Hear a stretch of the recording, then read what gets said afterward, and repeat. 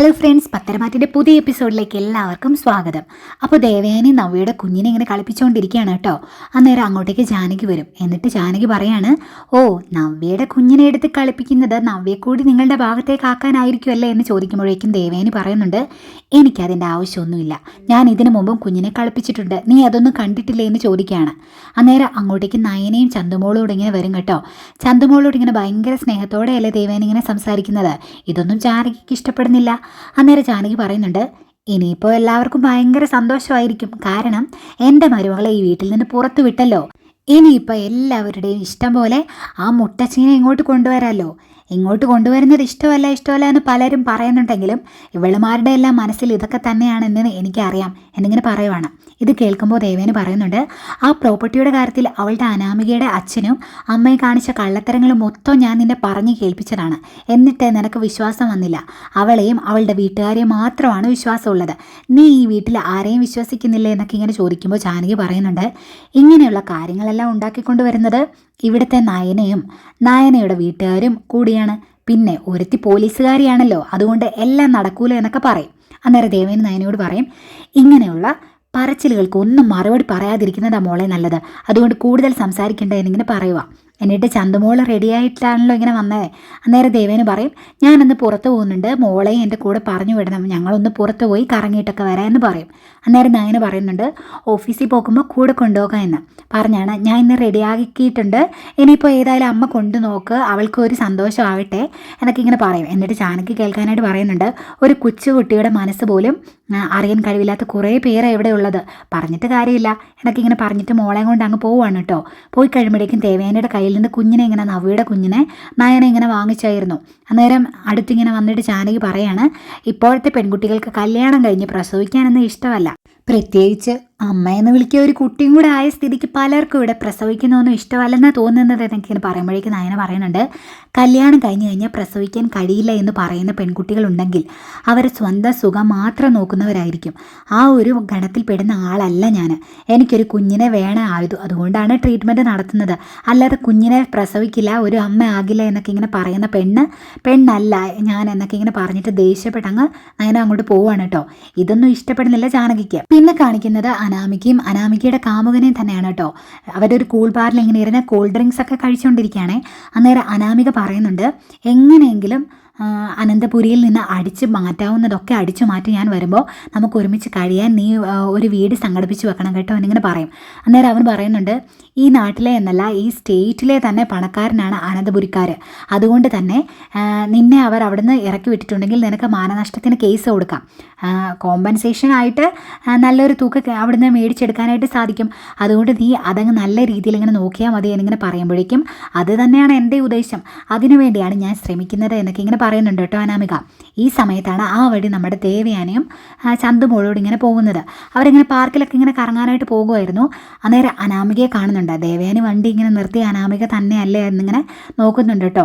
ഈ സമയം അനാമിക അവനോട് ഇങ്ങനെ കൂട്ടുകാരനോട് ഇങ്ങനെ പറയുവാണ്, അനി പഴഞ്ചൻ സ്വഭാവമുള്ളവനാണ്, 150 വർഷം മുൻപ് ജനിക്കേണ്ടവനായിരുന്നു, ഈ ജനറേഷൻ അവന് ചേരില്ല, അതുകൊണ്ട് തന്നെ ഞാനും അവനും തമ്മിൽ ചേരില്ല എന്നൊക്കെ ഇങ്ങനെ പറയുന്നുണ്ട് കേട്ടോ. ഇതെല്ലാം കഴിഞ്ഞ് പൈസയൊക്കെ ഇങ്ങനെ കൊടുത്തിട്ട് അവൻ്റെ കൂടെ തന്നെ ഇങ്ങനെ ബൈക്കിൽ ഇങ്ങനെ കയറി ഒട്ടിച്ചേർന്നിരുന്ന് ഇങ്ങനെ പോവുകയാണ്. ഇത് കാണുന്ന ദേവയാനിക്കായ ആകെ സങ്കടവും വരുന്നുണ്ട്.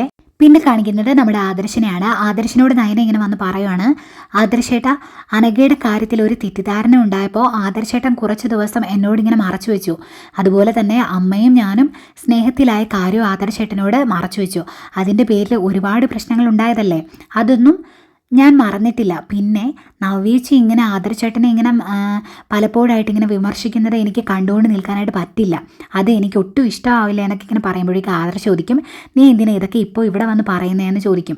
അന്നേരം നയന പറയുവാണ്, എനിക്ക് ആദർശേട്ടനോടൊരു കാര്യം പറയാനുണ്ട്, ഇനി ഇതൊന്നും മറച്ചു വെച്ചിട്ട് കാര്യമില്ല എന്ന് പറയുമ്പോഴേക്കും ആദർശ് ചോദിക്കുന്നുണ്ട്, അപ്പോൾ എന്നോട് പറയാത്തതായ കാര്യങ്ങൾ ഇനിയും ഉണ്ടോ എന്ന്.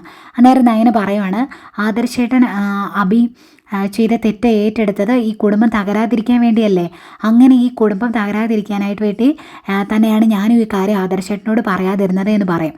അപ്പോൾ ആദർശ് എന്താ കാര്യം എന്നിങ്ങനെ ചോദിക്കുമ്പോൾ നയന പറയുവാണ്, അന്ന് അമ്മ പാല് കുടിച്ചതിന് ശേഷമല്ലേ ഹോസ്പിറ്റലിലായത്. ആ പാല് അമ്മയ്ക്ക് വേണ്ടിയല്ല റെഡിയാക്കിയിരുന്നത്. അത് ശരിക്കും ഞാൻ കാച്ചി വെച്ചിട്ട് പോയത് നവ്യേച്ചിക്ക് വേണ്ടിയായിരുന്നു. പക്ഷേ അതിനകത്ത് വിഷം ചേർത്തത് മറ്റൊരാളാണ്. ആ പാല് കുടിച്ച ചേച്ചിയുടെ കുഞ്ഞ് നഷ്ടപ്പെടാൻ വേണ്ടിയാണ് അവർ അങ്ങനെ ചെയ്തത് എന്നൊക്കെ ഇങ്ങനെ പറയുമ്പോഴേക്കും അന്നേ ഇതിനെ പറ്റിയൊക്കെ നമുക്ക് സംശയം ഉണ്ടായിരുന്നല്ലോ. പിന്നെ നീ ഇപ്പോൾ ഇത് പറയാനുള്ള കാരണം എന്താണ് എന്ന് ചോദിക്കുമ്പോഴേക്കും നയന പറയുന്നുണ്ട്, അതിനകത്ത് വിഷം ചേർത്തത് വേറെ ആരുമല്ല, അനാമിക തന്നെയാണ്. അവളാണ് അങ്ങനെ ചെയ്തത്. ചേച്ചിക്ക് വേണ്ടി ചെയ്തതാണെങ്കിൽ പോലും അത് അമ്മ ആ പാലെടുത്ത് കുടിച്ചപ്പോൾ അമ്മയ്ക്ക് അപകടം പറ്റിയതാണ് എന്നിങ്ങനെ പറയും. അന്നേരത്തേക്ക് ആദർശന് ദേഷ്യം വരുവേ, അവളാണോ ഇത് ചെയ്തത്, എന്നിട്ട് നീ എന്നോടൊന്നും പറഞ്ഞില്ലല്ലോ, എൻ്റെ അമ്മയെ കൊല്ലാൻ വേണ്ടി അല്ലേ ചെയ്തത് എന്നൊക്കെ ഇങ്ങനെ ചോദിക്കുമ്പോഴേക്കും നയന പറയുന്നുണ്ട്, ഞാൻ പറഞ്ഞല്ലോ അവരുടെ ലക്ഷ്യം അമ്മയല്ലായിരുന്നു, എൻ്റെ ചേച്ചിയായിരുന്നു. എന്നിട്ട് ഇപ്പോൾ ആ ചേച്ചിയാണ് അവരുടെ കൂടെ നിൽക്കുന്നത്. അതെനിക്ക് സഹിക്കാൻ പറ്റുന്നില്ല എന്നിങ്ങനെ പറയുമ്പോഴേക്കും ആദർശ് പറയുന്നുണ്ട്, നിന്റെ ചേച്ചി അത്ര നന്മയുള്ളവളൊന്നും അല്ല. അവളുടെ സ്വഭാവം എന്താണെന്ന് ഇവിടെ വന്നപ്പോൾ ഞാൻ അറിഞ്ഞതാണ്. അങ്ങനത്തെ സ്വഭാവമുള്ളവരെ ഇങ്ങനെ ചാഞ്ചാടിക്കൊണ്ടിരിക്കും, ഒരിടത്ത് ഉറച്ചു നിൽക്കത്തില്ല. അതുകൊണ്ട് തന്നെ അതൊന്നും പറഞ്ഞിട്ട് കാര്യമില്ല എന്നിങ്ങനെ പറയും. എന്നിട്ട് ആദർശ് വിഷമത്തോട് പറയാണ്, എൻ്റെ അനിയൻ്റെ ഭാര്യയായിട്ട് ഈ അനന്തപുരിയിലേക്ക് കയറി വന്നത് ഒരു വിഷപ്പാമ്പാണല്ലോ എന്ന് ആ പാമ്പിനെ തിരിച്ചു വിളിക്കണം എന്നാണ് മുത്തശ്ശിയും പറയുന്നത്. അവർക്ക് ഒരുപാട് അസുഖങ്ങളും ക്ഷീണങ്ങളും ഒക്കെയുണ്ട്. ഇതൊക്കെ എങ്ങനെ അവരെ അറിയിക്കാനോ എന്നൊക്കെ ഇങ്ങനെ പറഞ്ഞ് കുറച്ച് സങ്കടത്തോടെ ഇങ്ങനെ നിൽക്കും കേട്ടോ. അത് കഴിഞ്ഞ് നമുക്ക് ഓഫീസിൽ പോകാറായില്ലേ, പോകാം എന്നിങ്ങനെ പറഞ്ഞിട്ട് രണ്ടുപേരോട് ഇങ്ങനെ മുകളിലോട്ട് ഇങ്ങനെ കയറി പോകുവാണ്. ഈ സമയം നമ്മുടെ ദേവയാനിയും മോളും കൂടെ കൊണ്ടിങ്ങനെ അത്യാവശ്യം എല്ലായിടത്തും ഒന്നിങ്ങനെ കറങ്ങിയിട്ട് അനഘയുടെ അടുത്തോട്ട് ഇങ്ങനെ ചെല്ലുവാണ് കേട്ടോ. അന്നേരം അവിടെ ഇങ്ങനെ ആ വേലക്കാരി അവിടെ ഇങ്ങനെ തുണി കഴുകിക്കൊണ്ടിരിക്കുകയായിരുന്നു. അവരോട് പോയി അനഘയെ പറ്റിയൊക്കെ ചോദിക്കുന്നുണ്ട്, എന്തെങ്കിലും മാറ്റമുണ്ടോ എന്നൊക്കെ ചോദിക്കുന്നുണ്ട്. അന്നേരം വലിയ മാറ്റമൊന്നുമില്ല, ആ മോളുടെ കണ്ണിങ്ങനെ നിറഞ്ഞു വരും. അന്നേരം എനിക്ക് തോന്നുന്നു മോളെ കാണാനായിട്ടാണ് എന്ന് തോന്നാറുണ്ട് എന്ന് പറയും. അന്നേരം ദേവേന് പറയുന്നുണ്ട്, അങ്ങനെയുള്ള ചിന്തകളൊക്കെ ഉണ്ടാക്കുമെന്ന് എനിക്കറിയാം, അതുകൊണ്ടാണ് മോളെ അനഘയൊന്ന് കാണിക്കാൻ വേണ്ടി ഞാൻ ഇങ്ങോട്ട് കൊണ്ടുവന്നത്. ഏതായാലും മോളൊന്ന് പോയി കാണട്ടെ എന്നിങ്ങനെ പറഞ്ഞിട്ട് അവർ രണ്ടുപേരോട് ഇങ്ങനെ അകത്തേക്ക് കയറി പോരുവാണ് കേട്ടോ. ഈ സമയം അബി അവിടെ ഏർപ്പെടുത്തിയിട്ടുള്ള അവന്മാരുണ്ടല്ലോ, അവന്മാരിങ്ങനെ അതിലൂടെ ഇങ്ങനെ ഒളിച്ചു നിന്ന് ഇതൊക്കെ ഇങ്ങനെ നോക്കുവാണ്. എന്നിട്ട് അതൊക്കെ കാണുന്നുണ്ട്. ഏതായാലും അകത്ത് നിന്ന് ദേവയാനി അനഘയുടെ അടുത്ത് നിൽക്കുന്നു. എന്നിട്ട് അനഘയുടെ അടുത്ത് ഇങ്ങനെ വന്ന് കുറച്ച് നേരം ഇങ്ങനെ നോക്കി നിന്നിട്ട് അനഘയ്ക്ക് ഒരു ഉമ്മയൊക്കെ കൊടുക്കുന്നുണ്ട് കേട്ടോ ചന്തുമോള്. അന്നേരം ദേവയാനി പറയാണ്, മോള് വിഷമിക്കൊന്നും വേണ്ട, മോളുടെ മകൾ ചന്തു അവിടെ സുരക്ഷിതയാണ്. അവിടെ ചന്തുമോളെ സ്നേഹിക്കാനായിട്ട് ഇപ്പോൾ ഒരുപാട് പേരുണ്ട്. ആദർശ നയനയും സ്വന്തം മോളെ പോലെ തന്നെയാണ് ഇപ്പോൾ ചന്തുമോളെ കാണുന്നത്. ഏതായാലും നല്ലൊരു ഭാവി ചന്തുമോൾക്കുണ്ടാകും എന്നൊക്കെ ഇങ്ങനെ പറഞ്ഞിങ്ങനെ ആശ്വസിപ്പിക്കുകയാണ് കേട്ടോ. ഇതൊക്കെ കേൾക്കുമ്പോഴേക്കും അനഘയ്ക്ക് ഭയങ്കര സങ്കടമാവുന്നുണ്ട്. എങ്കിലും കുറച്ചു നേരം കൂടെ മോളെ കൊണ്ട് അവിടെ നിന്നിട്ട് അവരിങ്ങനെ അവിടെ നിന്ന് അങ്ങ് തിരിച്ചു പോരുക. പിന്നെ കാണിക്കുന്നത് നമ്മുടെ അബിയാണ്. അബി ഇങ്ങനെ കൂട്ടുകാരുടെ കൂടെ അവിടെ നിന്നിങ്ങനെ കണ്ടായിരുന്നല്ലോ ദേവേൻ ഇങ്ങനെ വന്നത്. ആ കാര്യം അബിയോട് ഇങ്ങനെ പോയി പറയാണ്. അന്നേരം അബി പറയുന്നുണ്ട്, ആ ആദർശ നയനെ സത്യങ്ങളെല്ലാം തിരിച്ചറിഞ്ഞു. അവർ ഈ കാര്യങ്ങളൊന്നും വേറെ ആരോട് പറഞ്ഞിട്ടില്ല എന്നാണ് എൻ്റെ ഒരു ഊഹം. ഇനിയിപ്പോൾ അനഘയ്ക്ക് എന്തെങ്കിലും മാറ്റമുണ്ടോ എന്ന് ഒന്നുകൂടെ ഒന്ന് ചെക്ക് ചെയ്യണം. അവളെ നോക്കാൻ വേണ്ടി നിർത്തിയത് നമ്മുടെ ആളല്ലാതെ ആയിപ്പോയി. ഇനിയിപ്പോൾ അത് മാറ്റി വേറെ ഒരാളെ വെക്കാനും പറ്റില്ല. അതാണ് ഏറ്റവും വലിയൊരു അടിയായി പോയത്. ഏതായാലും ഞാൻ അവിടെ നിന്ന് പോയി നോക്കുന്നുണ്ട്, അവൾക്ക് എന്തെങ്കിലും മാറ്റമുണ്ടോ എന്ന്, അങ്ങനെ ഉണ്ടെങ്കിൽ കാര്യങ്ങൾക്ക് തീരുമാനമാകും എന്നൊക്കെ ഇങ്ങനെ പറയുവാണ് അബി.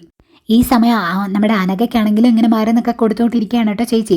മരുന്നൊക്കെ ഇങ്ങനെ കൊടുത്ത് മുഖമൊക്കെ ഇങ്ങനെ തുടച്ചിട്ട് തിരിച്ചു പോരുമ്പോഴേക്കും ദേ അബി നിൽക്കുന്നു. പേടിച്ചു പോകും അവരെ. അന്നേരം ആ സാറ് വന്നിരുന്നു എന്നിങ്ങനെ ചോദിക്കും. അന്നേരം അബി അവരോട് ചോദിക്കുന്നുണ്ട്, ഇവൾക്ക് എന്തെങ്കിലും മാറ്റമുണ്ടോ എന്ന്.